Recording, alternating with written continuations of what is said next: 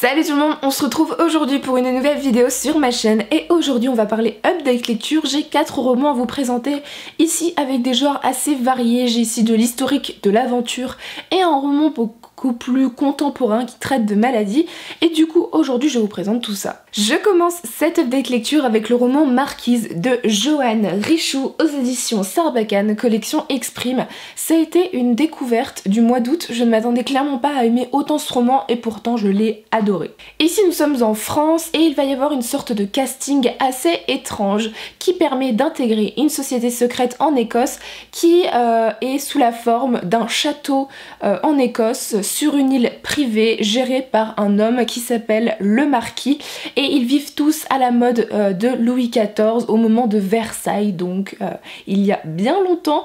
Et on va suivre nous Charlotte qui va participer à ce casting. Pour remporter ce casting et pour avoir la chance d'aller sur cette île, il faut avoir un talent. Elle va y aller avec son meilleur ami Billy, ils vont évidemment passer le casting et elle va se retrouver dans une société un peu étrange où séduction, mensonge et manipulation vont se succéder. J'ai adoré ce roman, déjà pour le personnage de Charlotte. C'est un personnage qui est rebelle, sarcastique, qui a énormément d'humour, qui se laisse pas marcher sur les pieds et qui est aussi manipulatrice elle comme elle s'y met. C'est une fille qui est plutôt intelligente et stratège et voilà, j'ai adoré ce personnage. Au début j'avais un peu de mal mais en fait au fur et à mesure des pages je me suis habituée. Pour ce qui est de l'intrigue, il y a énormément d'action, de rebondissements, de retournements de situation. L'auteur elle a clairement géré son roman, son intrigue. Je me suis absolument pas ennuyée, le rythme est bon, l'intrigue en elle-même est originale et elle est prenante et la fin m'a totalement surprise, je ne m'y attendais clairement pas, comme beaucoup de gens je pense. Je l'ai trouvée voilà, originale et le fait est qu'elle m'a beaucoup surprise et que je n'avais absolument aucun indice de ce qui se passait dans ce roman finalement. Et pour ce qui est de l'écriture, j'ai adoré l'écriture totalement décalée de Joanne Richoux. On est sur une écriture qui est plutôt en fait qui mêle poésie, humour et sarcasme et en fait c'était complètement décalé et du coup on était prise dans le récit, on était lié à Charlotte avec une écriture qui était un peu liée à son caractère et j'ai adoré cette plume et j'ai hâte de retrouver cette plume dans le deuxième roman de l'auteur qui, si je ne me trompe pas, s'appelle Les Collisions, qui est aussi sorti chez Sarbacane et j'aimerais beaucoup me le procurer bientôt. Ensuite, je vais vous parler brièvement d'une suite de sagas avec Les Colombes du Roi Soleil, le tome 9, Olympe comédienne de Anne-Marie Despladuc aux éditions Flammarion Jeunesse. Ici c'est le tome 9 de la saga des Colombes du Roi Soleil, une saga historique où à chaque tome vous suivez une nouvelle colombe qui vivent dans l'école de Saint-Cyr, une école qui est gérée par Louis XIV et sa femme, Madame de Maintenon, un truc comme ça, si je ne me trompe pas, je veux pas dire de bêtises. Ici on suit Olympe qui a une passion pour le théâtre et qui du jour au lendemain va sortir de Saint-Cyr pour une raison bien précise et va être intégrée plus tard dans une troupe de théâtre et ça va un peu lui faire reconsidérer sa vie à Saint-Cyr où elle s'attendait à vivre une vie plus de faste et de luxe alors que la vie de théâtre à l'époque de Louis XIV n'est clairement pas la même qu'aujourd'hui et du coup j'ai plutôt bien aimé ce roman. Je l'ai préféré au tome 8 parce que le tome 8 m'avait vraiment déçu. J'ai un peu retrouvé l'ambiance des Colombes du Roi Soleil dans ce tome 9, c'était super sympa, j'ai plutôt apprécié suivre Olympe. Ça n'a pas été un coup de cœur, j'ai pas forcément aimé, je me suis pas forcément identifiée à ce personnage ni rien, mais j'ai aimé la suivre. On s'ennuie pas, ça se lit rapidement, il se passe plusieurs choses, il y a plusieurs intrigues mêlées les unes aux autres. C'était super sympa, c'était une petite lecture historique jeunesse qui fait du bien entre deux gros bouquins. Et du coup je vous recommande encore une fois cette série si vous aimez l'historique et la jeunesse parce qu'elle est super bien et il faut absolument que je continue avec le tome 10. Pour le troisième roman, je vais vous parler d'un roman un peu spécial, c'est-à-dire que c'est un sujet sur lequel je n'avais lu aucun roman. Il s'agit du Goût amer de l'abîme de Neal Shusterman aux éditions Nathan. C'est un roman qui est paru le 30 août déjà, donc vous pouvez déjà le retrouver en librairie. Ici on va suivre le personnage de Caden qui a 15 ans, Caden Bosch, qui adore les jeux vidéo, qui est un adolescent un peu lambda finalement, et qui va contracté la maladie, si je puis dire, de la schizophrénie. Je pense ne pas avoir grand chose de plus à dire au niveau du résumé. On va suivre son ascension, le début de la maladie, comment elle va évoluer, comment elle va le happer finalement dans des hallucinations de plus en plus troubles et profondes, et on va suivre voilà, son voyage, son périple, son vécu. Et du coup c'est un roman qui m'a profondément touchée. Alors je peux vous assurer que le début est assez étrange, c'est très déroutant, on ne sait pas où l'auteur veut nous emmener, j'avais pas tout compris, et en fait à partir du moment où on comprend que Caden est en train de devenir schizophrène, parce que moi j'étais partie du principe qu'il l'était déjà quand on commençait le roman, non, il devient schizophrène, et là on commence à comprendre les hallucinations, la réalité, la différence à faire entre les deux en tant que lecteur, parce que Caden ne la fait presque plus déjà.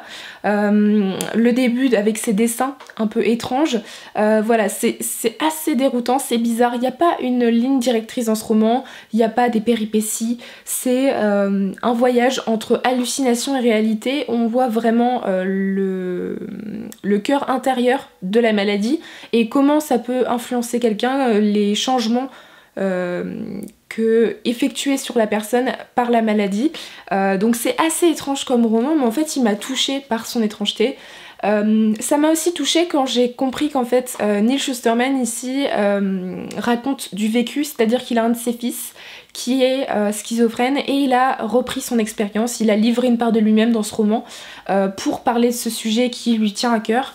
Il y a aussi des illustrations à l'intérieur de ce bouquin qui sont des illustrations faites par Caden dans le roman, qui en fait sont des illustrations du fils de Neal Shusterman, qui les a faites lui-même, donc c'est encore plus touchant de savoir ça.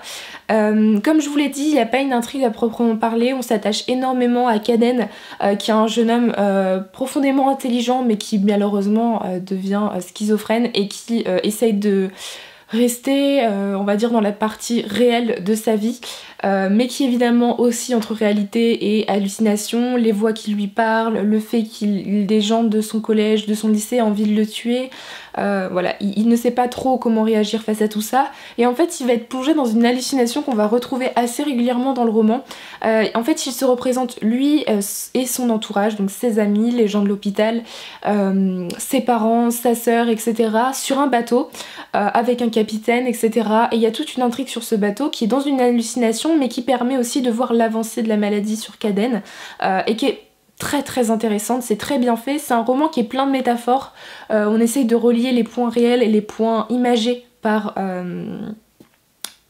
Caden, et voilà, j'ai trouvé ça un peu bouleversant quand même comme bouquin, c'est la première fois que je lis un bouquin sur ce sujet, et j'ai adoré. J'ai beaucoup aimé la plume de Neal Shusterman, même si ici c'est de la traduction.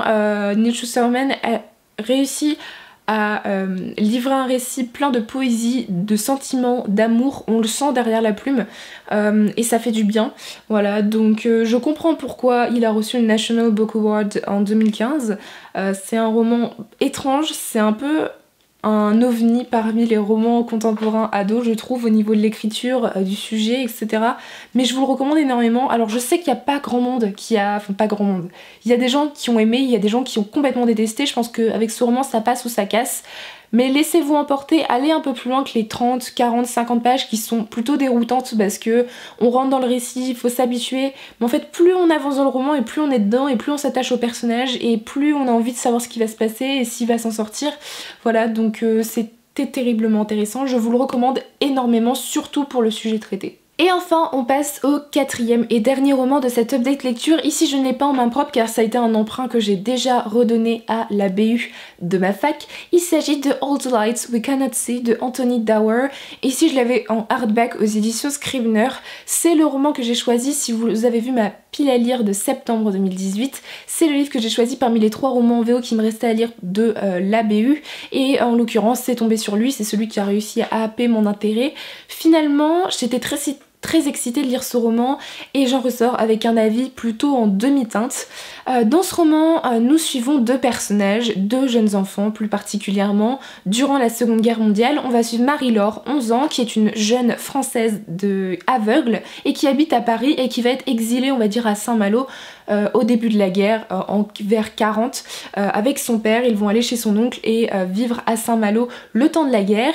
Et on va suivre Werner, je sais pas du tout comment on peut prononcer son nom, qui est lui de son côté un jeune Allemand de 11 ans, donc ils ont tous les deux le même âge, qui va être embrigadé, c'est un orphelin qui va être embrigadé dans les jeunesses hitlériennes, car c'est un professionnel, enfin un génie de tout ce qui est mécanique, donc radio, etc. Grâce à ce don, il va pouvoir être intégré, même s'il est orphelin, aux jeunesses hitlériennes, et il va donc participer activement à la Seconde Guerre mondiale. J'ai plutôt aimé suivre ces deux personnages, c'était intéressant d'avoir, on va dire, le vécu de la Seconde Guerre mondiale des deux côtés, et d'une génération qui est pas souvent traitée dans les romans sur la Seconde Guerre mondiale. Souvent on traite de gens un peu plus vieux, des adolescents, voire des adultes souvent. Et finalement là, le fait que ce soit vraiment des jeunes enfants de 10-11 ans, c'était très intéressant. On va les suivre vraiment pendant toute la guerre. C'est des enfants qui étaient très touchants, ils sont innocents et c'est ça qui fait du bien aussi, mais c'est aussi des enfants très courageux, et j'ai bien aimé voilà, le fait de voir que les enfants français ont subi la guerre, mais aussi les enfants allemands. Il faut pas penser que tous les Allemands sont mauvais. Voilà, les enfants qui ont été embrigadés dans les jeunesses hitlériennes sans le savoir, on leur a littéralement lobotomisé le cerveau, pour leur dire que l'Allemagne était ce qu'il y avait de plus parfait, et que finalement même les gens qui étaient de type arien, donc blonds aux yeux bleus, pouvaient aussi être torturés, maltraités par les soldats dans ces genres d'instituts, d'écoles pour les jeunesses hitlériennes, et que tout le monde n'était pas égaux, voilà. C'était plutôt intéressant de ce point de vue-là. Par contre, moi, là où ça a pêché, clairement, c'est au niveau de l'intrigue. J'ai plutôt bien aimé le début, qui était prenant.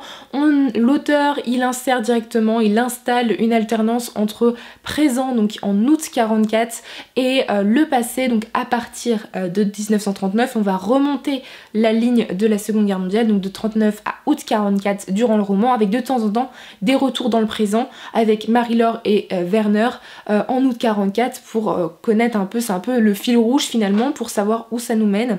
Au début je trouvais ça plutôt déroutant, mais c'était intéressant, il faut s'y habituer, mais j'étais plutôt prise dedans, et en fait plus j'avançais dans le récit et plus je me suis rendu compte que le fait de faire des passages passé, présent, ça nous donne énormément de points, ça nous spoil pas mal de choses en fait. Le fait est que dans le présent, on nous dit trop de choses au moment où on est en août 44, et que du coup quand on retourne dans le passé, quand il y a un personnage qui, par exemple, un personnage qui est dans le passé en 41 et qu'on ne voit plus en 44, et que cette jeune fille en 44 nous dit « Ah bah oui, je ne sais pas où il est, etc. » On se doute que dans les années d'avant, il va disparaître, et du coup bah, on n'a pas la surprise quand il disparaît.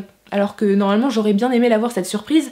Donc en fait cette histoire de présent-passé mélangé, c'était intéressant, mais pour moi ça m'a enlevé la surprise de l'intrigue, et du coup bah, j'ai pas été surprise par le roman, à part peut-être par la fin, mais c'est tout.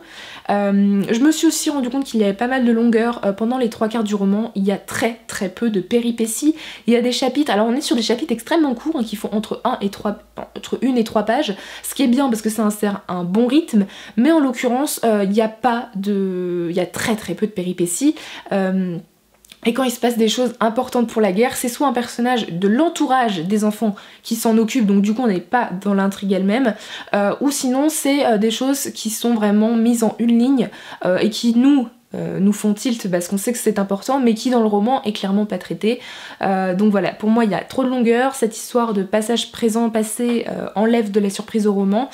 Par contre, la fin, elle, quant à elle, est complètement géniale, je l'ai beaucoup aimée, elle redevient intense, elle redevient prenante, on a enfin le fin mot de l'histoire, et enfin les deux personnages principaux se rencontrent.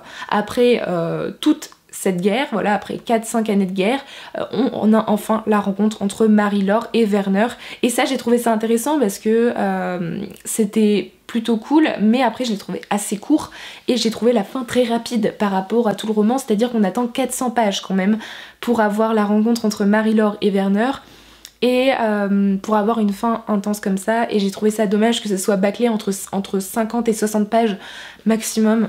Voilà, donc j'ai trouvé le rythme pas très bien géré dans ce roman. Par contre, le côté historique est très bien documenté et très bien géré par l'auteur, très bien retranscrit par l'auteur.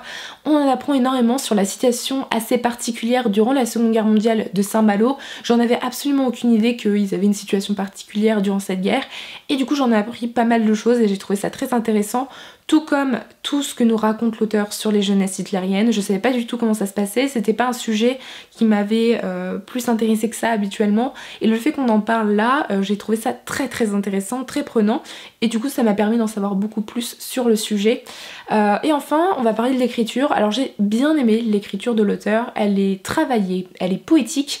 Mais après c'était de l'anglais, c'était mon premier roman historique adulte en anglais et je peux vous avouer que je n'ai pas compris toute la subtilité de la langue, tous les mots non plus, il y a de nombreuses descriptions dont je n'ai pas compris les trois quarts, hein, il faut le dire, mais j'ai réussi à suivre le roman. C'est quand même une bricasse qui fait 530 pages, si vous voulez commencer la VO et que vous voulez commencer l'historique adulte, ne commencez pas par ce roman, il est clairement pas simple à lire, j'ai pris du temps, j'ai pris plus d'une dizaine de jours à le lire, alors que d'habitude avec le niveau d'anglais que maintenant que j'ai acquis grâce à certaines de mes lectures en VO, je pensais le lire beaucoup plus rapidement et finalement non, je suis un peu retombée au début de mes lectures VO juste parce que c'est un roman adulte donc qui n'est pas pour le même public.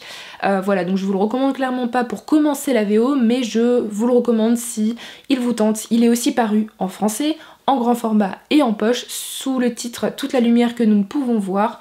Donc s'il vous intéresse, voilà, vous pouvez toujours le lire en français.